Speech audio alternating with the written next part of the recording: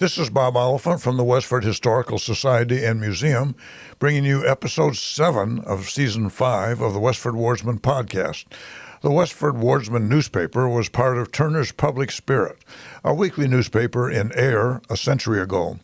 In this episode, we'll be reading the Wardsman for the week ending Saturday, February 17th, 1912, and I'll elaborate on what was happening in Westford that week. The week starts with the Farmers' Institute. The third in the series of Farmers' Institutes of the Middlesex North was held at the Town Hall, Westford. The weather had not gotten over its zero affiliations, which delayed the early morning rush, but the noon hour convened nearly the same characteristic large audience that assembles at our hilltop village on these institute gatherings. Howard Foster, chairman of Institutes, presided and introduced Louis Ellsworth, secretary of the State Board of Agriculture, to address the Institute on, quote, the State Board of Agriculture and its work, end quote. Mr. Ellsworth covered a variety of subjects covered by the board. He congratulated Middlesex North on its large attendance.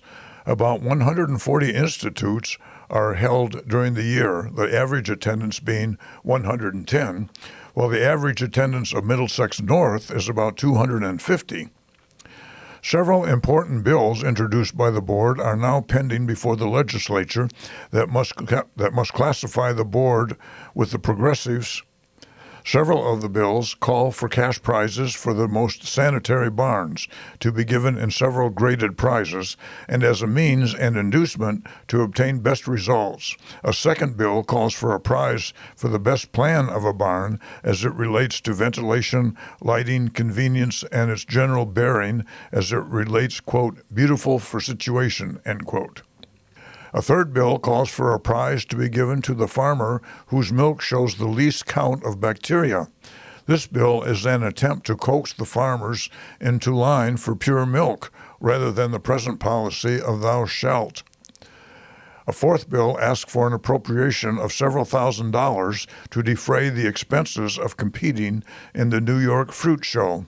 $1,000 was appropriated last year, and an increase is asked for. The deer nuisance was touched upon, and the board has taken strong grounds in favor of more shooting rights on the part of the farmer.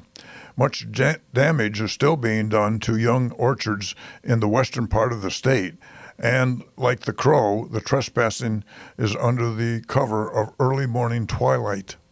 Mr. Ellsworth was the last speaker and spoke briefly on lessons from the great New England Fruit Show. One lesson was in advertising that such good apples can be raised in New England.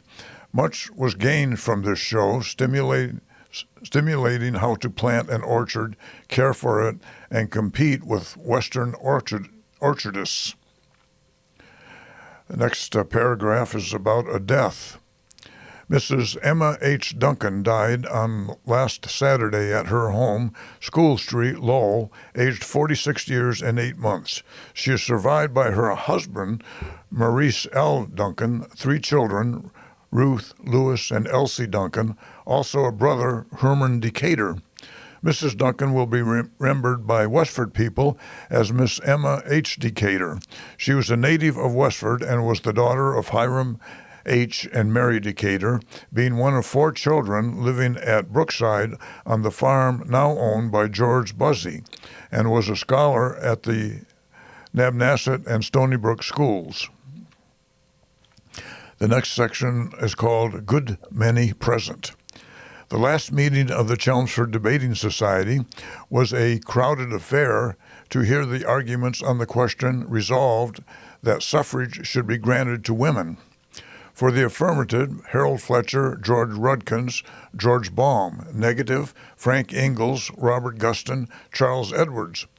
Both sides were trimmed with an abundance of wit and logic, but centuries of prejudice were too much for the unanswerable arguments of the affirmative, and they were voted down by a large majority.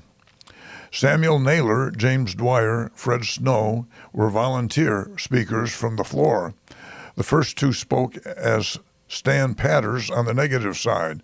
The latter set forth the reasonableness of woman's right to determine her own rights, and man is not her guardian. It's interesting that this was in 1912, and I think it was around 1920 that women were given the right to vote. So things changed. The next section is the Westford Center section. Reverend H.L. Packard of Littleton will exchange pulpits with Reverend David Wallace on Sunday morning at the Congregational Church. In the evening, under the auspices of the WCTU, Mrs. Catherine Lenty Stevenson, president of the Massachusetts State Union, will be present and give an address. Those who have heard Mrs. Stevenson know her to be an attractive and capable speaker, and it is hoped a large attendance will be present to greet her. Edmund Baker has been on the sick list this week, and George Gould has been adding Mr. Baker's work to his own numerous duties. Fred Shorey had the misfortune to upset a large load of hay while crossing the car tracks at the east end of the Common last Saturday afternoon. The intense cold did not make the catastrophe any more easy to set right. A recent real estate transfer of interest is the purchase by Oscar Spaulding of the large Haywood and Fletcher woodlot between Stony Brook and Burgess Pond. This is one of the largest lots of standing pine in town, and Mr. Spaulding cut trees for their lumber primarily. The regular monthly social at the Congregational Church will take place on next Wednesday evening. Supper will be served from 6:30 to 8 and will be in the entire charge of the men of the church. An attractive entertainment will be given by the choir of St. Paul's Methodist Episcopal Church, Lowell. This is a mixed chorus choir of 20 voices with orchestral accompaniment and promises to be very enjoyable. Mrs. Pearlie Wright will add to the entertainment with some of her excellent readings. Mr. and Mrs. Walter Prescott Wright have recently arrived at their Brookline home after a most successful cruise around the world lasting 5 months. The smoke talk of the members of the Cavalry Association and their invited friends will take place on Tuesday evening and at 8 o'clock at the Cavalry Building. That's now the house at 20 Boston Road. The speaker engaged for the evening is Thomas Curley of Waltham, who will speak on public parks and playgrounds. The telephone workmen have been busy these cold days setting another line of poles through the village to support a second cable. All the lines in the other cable have been taken up. Miss Gertrude Hamlin had a brief vacation at home from Wellesley College last week after completing the midwinter examinations. This recess at home enabled her to be present at the Academy drama presented on last week Friday evening, in which Miss Evelyn Hamlin so capably sustained one of the leading parts. A recent engagement announcement is that of Miss Florence Nelson Whittemore of Winter Hill, Somerville, and William Allen Green of Westford. Mr. Green is superintendent for W.R. Carver, owner of the large Kittredge farm. That's the farm at what is now 9 Depot Street.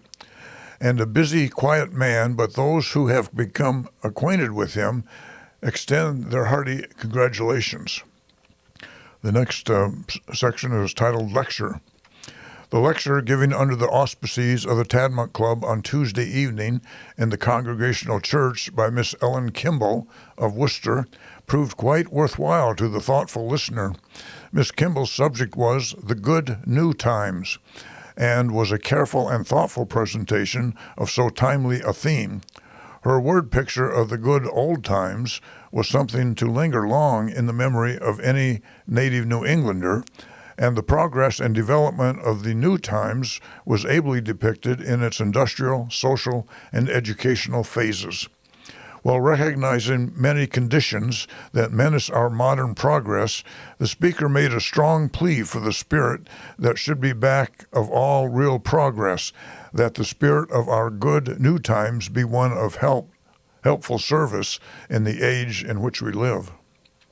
The next section is on dramatics. It's titled Dramatics. The presentation of the two-act comedy drama by the students of Westford Academy last week Friday evening at the Town Hall proved one of the pleasant events of the season.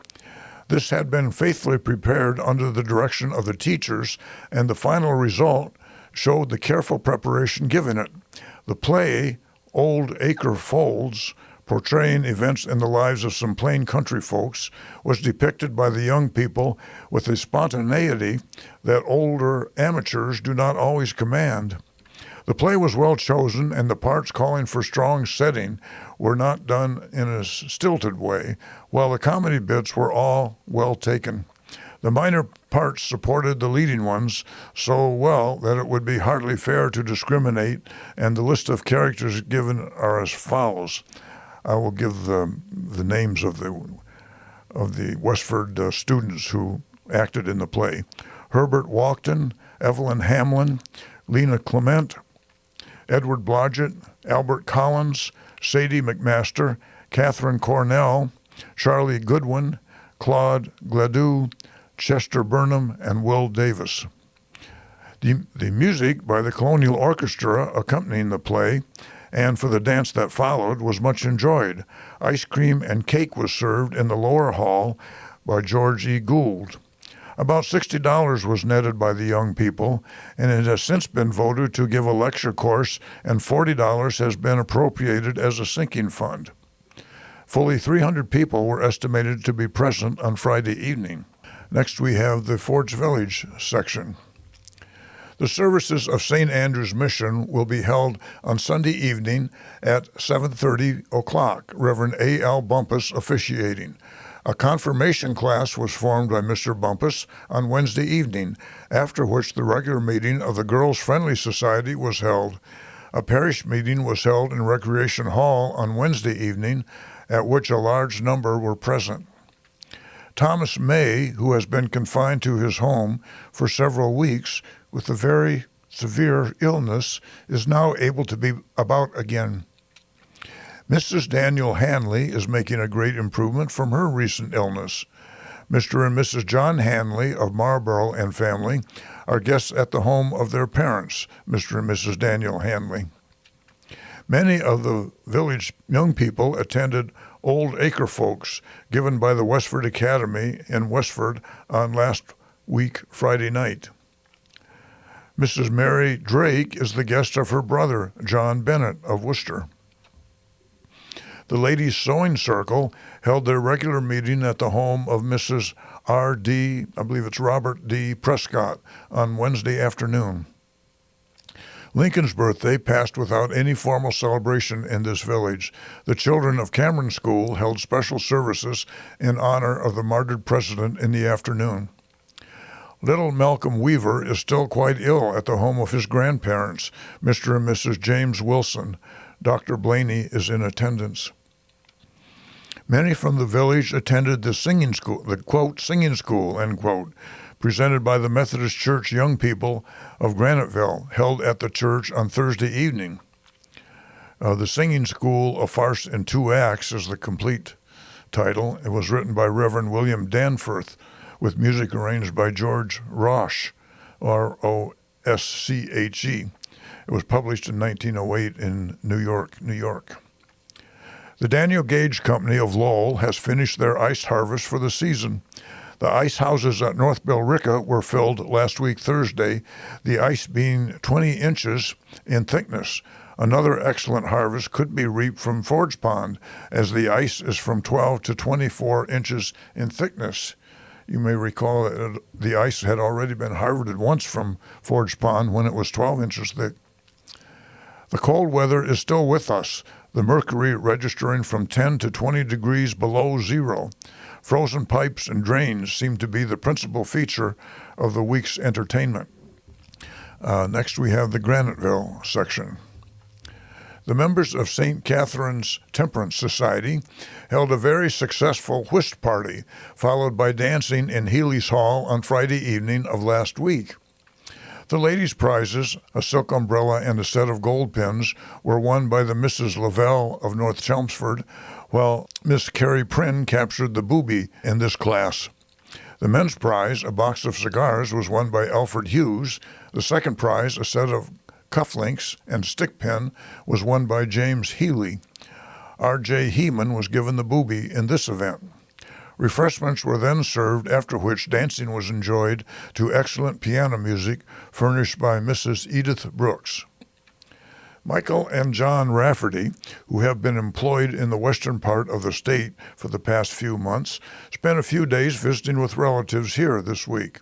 Their sister, Miss Catherine Rafferty, who has been in Brookline for several weeks, was also a visitor here this week. Owing to the extreme cold weather and the biting wind that blew across Forge Pond, the speed trials for horses that was to have been held on last Saturday afternoon were called off. There is very little horse talk here at present, and it is doubtful if there will be any more speed trials held on the pond this winter. Sunday was another of those cold days that we are fast becoming accustomed to. The mercury registered between 18 and 20 degrees below zero in the early morning. Dr. Warren Sherman, who has been laid up by illness for the past few days, is now able to attend to his usual duties. He was attended by Dr. Orion Wells of Westford, who also had charge of Dr. Sherman's practice while he was ill.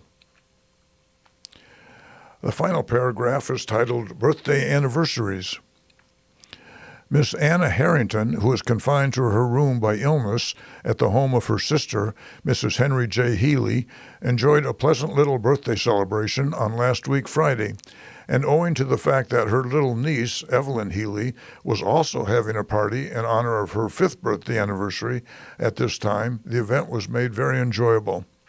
While little Miss Evelyn was enjoying the companionship of her little friends, many relatives and friends called on Miss Harrington to offer congratulations on her birthday anniversary, leaving some token of kind remembrance, bringing a world of cheer into the sick room. The day proved to be an eventful one, and Miss Harrington was deeply appreciative for the loving kindness of her relatives and friends. That's the news in Westford for the week ending February 17th, 1912. Thank you for listening, and thanks to Ryan Cousins of WestfordCAT for providing technical support. You can find transcriptions and podcasts from the Wardsman at our website at museum.westford.org, or visit the Historical Society's Facebook page for more Westford news from days gone by. This is Bob Oliphant, and I hope you will join us for next week's Westford Wardsman podcast. Thank you.